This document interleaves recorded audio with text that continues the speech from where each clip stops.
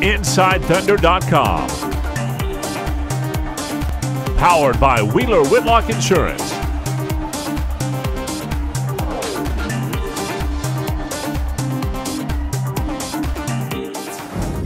Hi, I'm Randy Renner at Chesapeake Energy Arena. It wasn't always pretty. In fact, at times it was downright ugly.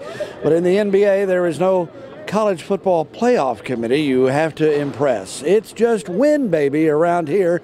And the Thunder did that, beating the New Orleans Pelicans 110-103.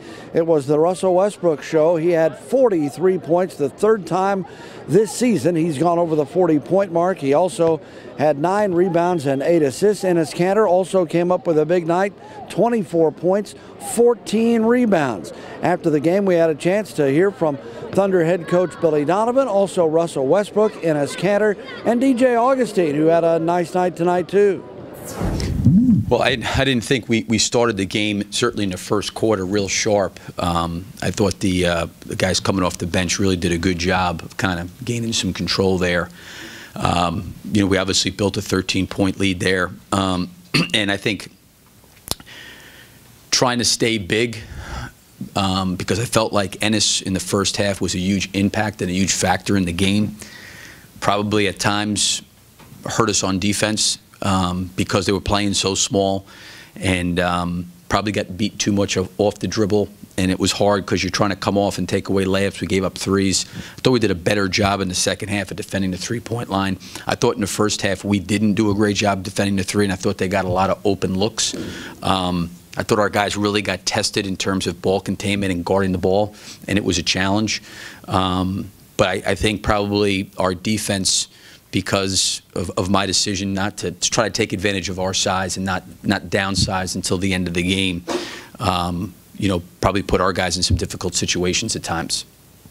The decision to play Enes, you know, a lot more than you have recently, was that coming into the game you thought you were going to do that, or just how it played out? You know, I really felt like to start the game, I felt like Serge and I felt like Steven had some pretty good looks. For whatever reason, just couldn't get the ball to go in the basket, and they were right around the rim.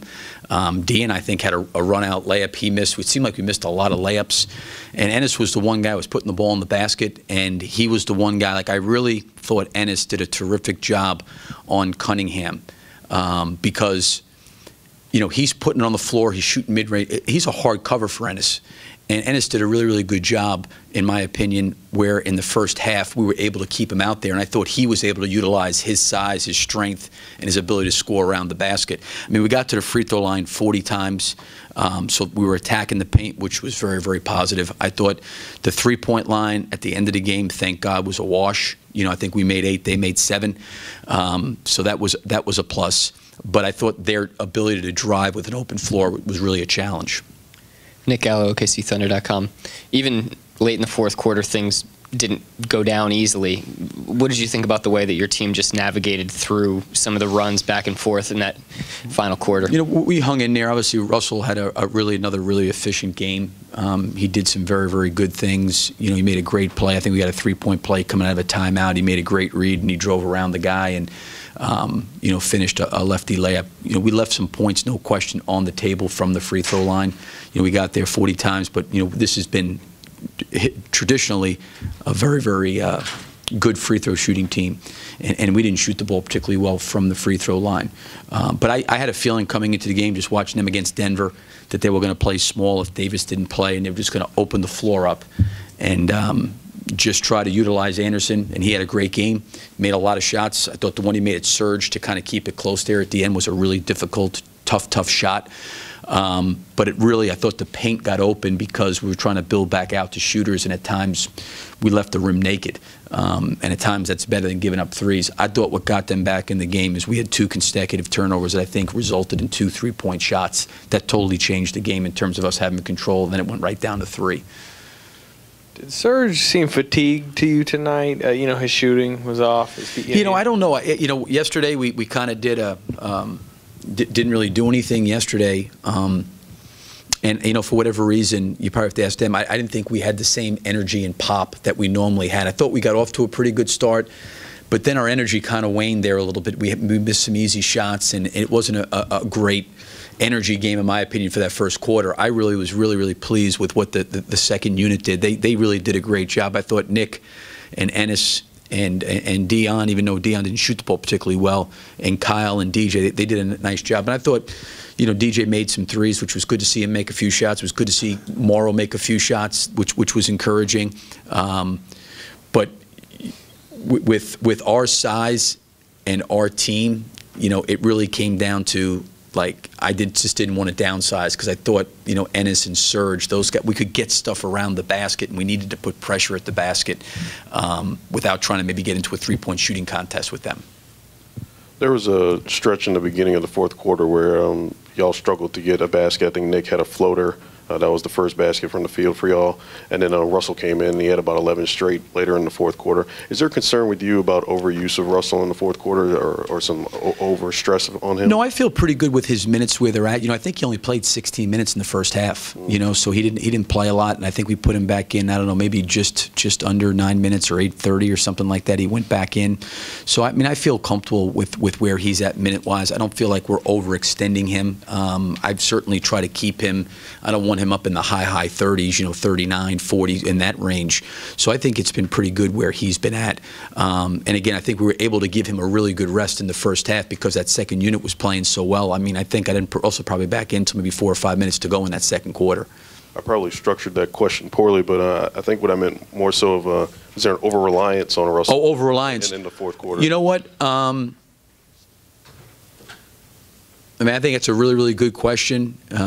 I think one of the things that was happening is when the ball's in his hands, he's attacking the basket, and then really he's got to make good decisions. And tonight I thought he made good decisions. You know, I think you'd probably be asking me right now if Russell didn't have the ball in the fourth quarter, you know, geez, you know, you kind of went away from Russell and he didn't even touch the ball. So I think there is a balance. He's got to make good decisions and get guys shots and make the extra pass. But I think he was able to, because of their lack of size, finishing at the rim was maybe a little bit easier for him tonight because they didn't have Davis back there to block shots. But we don't want to become, you know, just all predicated on him. But I thought we had good movement and the lane was open for him to attack, and he did a pretty good job of attacking. But I think you're right. We don't want to get to a point where the floor there was a couple possessions there where I thought the floor got stagnant. It was just he was standing there, and it wasn't good. If the floor is moving and he can attack, I think that's a good thing. You guys battled through for 48 minutes. What did you think about the way you guys kind of just navigated that fourth quarter to get this win out? I thought we did a good job executing. Defensively, I thought we did a better job of locking in on task at hand and, you know, obviously making some shots as well. You often talk about reading the game as it goes along. Was there lack of a rim protector a big deal for you in terms of being able to get to the rim? Just attack mode. Regardless of, you know, who they are, I know I'm able to kind of get in the paint and kind of disrupt the defense, and my job was to be able to attack and, you know, take what the defense give me. Second group seemed to give you a little bit of a spark in that second quarter. What did you think about their play? It was great, man. Did a good job coming in. Picked our energy up. We started off a little slow, and like I said before, it's going to be games where they do that. So. Good to see Perk tonight. 100%. Perk, my man. I talked to him throughout the year. Unfortunately, he's hurt, but you know, he's a good dude. You know, he's like a brother, big brother to me. So, good dude to see. You guys used Enes maybe more in the games past. Tonight, was it the matchup? I mean, what did you guys kind of like about it? I don't know. You know, you got to ask the coach about that one. I don't know. I just think it is, you know, played well, and coach decided to roll with it. And that second group seemed to provide a spark in that second quarter. What was maybe changing during that time period for you guys? So we, after practice this morning, we talk about it. We had about with the second unit, and we talk about we have to bring energy when we come from the bench, and I think that's what we did tonight. I mean, everybody was on there, you know, everybody's on the same page, and I think we fight through it, and I think we did a pretty well job. Some nights will be different than others, but was this an opportunity for you to really showcase your back to the basket post abilities tonight? I think, like I said again, every time my teammates give me that confidence, and my coaches, and every time whenever I'm on the block, you know, my teammates give me that confidence and just saying, you know, go to the basket. And when they double to me, just pass it up. So that's what I try to do tonight. You mentioned the second unit having a meeting after practice. How did that come about? You guys Say it again? The meeting between the second unit, was that just post practice? You all huddled together? No, well, Coach Bill, after the practice this morning, talk about it. We have to bring energy and we have to fight with the second group. And I think everybody did their job today. And everybody was focused and everybody brought everything they have tonight. Did you kind of come in? Think you could maybe exploit this matchup? They're a little bit injury ravaged, especially on the front line. Well, we didn't really care who's playing, who's not playing. We only care what we did today. And I mean, we cannot worry about what's going on with them, and we only care about what's going on with us. The way Russell attacked the paint in that fourth quarter, how much did that change the outcome of this game? I got nothing to say, man. Just one word. He's amazing, man. That's it. I mean, he's attacking the ball every time and just finding open men, and with his ability to attack the paint, and he just sucking the defense, and he just find an open man. I mean, he did an amazing job again tonight.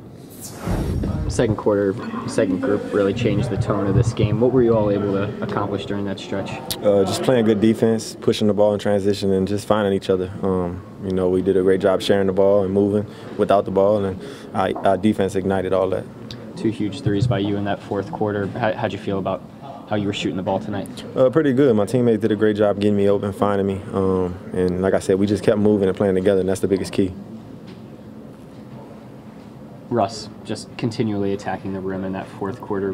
How much pressure does that put on opposing defenses, especially one that had some injuries in their front court? Right. Just a guy like that, just attacking. He's very dangerous. He can score and he can find other guys, and it does a lot for our team. It gets other guys open, and we got to be ready to knock down shots when he finds us. Was this an opportunity for you guys to really exploit Enes's ability to go to work on the block? Yeah, I mean, Enes is a great player on the block, so we just try to get him some touches, get him going, and he did a great job.